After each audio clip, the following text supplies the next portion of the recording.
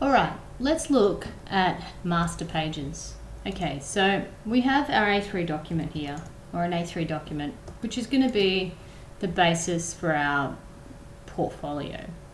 Now, when we create the portfolio, obviously there's multiple pages, lots and lots of pages.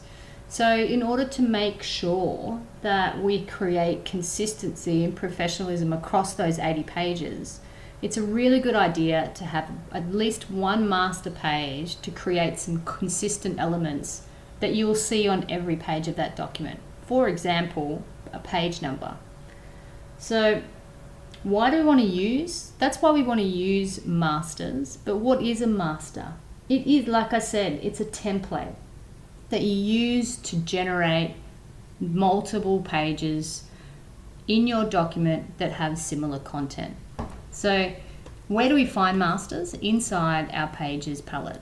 So here we are. So we've got one that's called an A master. So these two little windows are very different. This top half of this window, which we can create, make bigger and smaller, this is our template, our master area. And this one down here is actually the pages within our document. So these are actually different. If you were to print or export this document as a PDF, you would only see the pages that are down in this half of the window.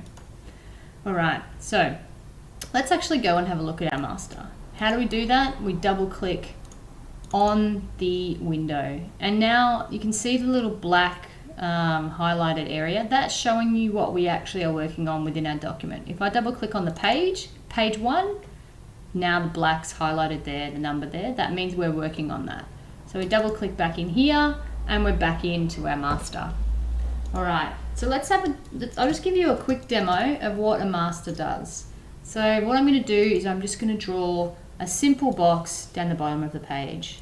Now, once I've done that, yep, I can't see it. If I click off it, it's invisible because it actually doesn't have any fill.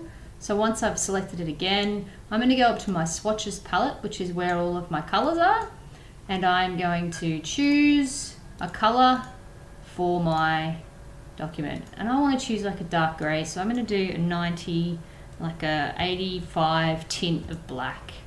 And as you can see, I've done that on the stroke, so I'm going to switch that out, and now it's on my fill.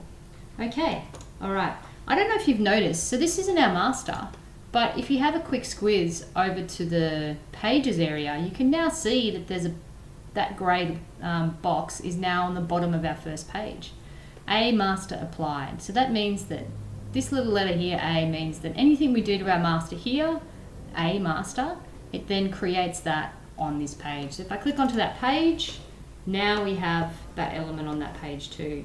If I create a new document in the create new page area icon down the bottom and click on it, yes, you can see A master is applied. And if I click on that page, again, there is our box. So I'm just going to zoom out a little bit.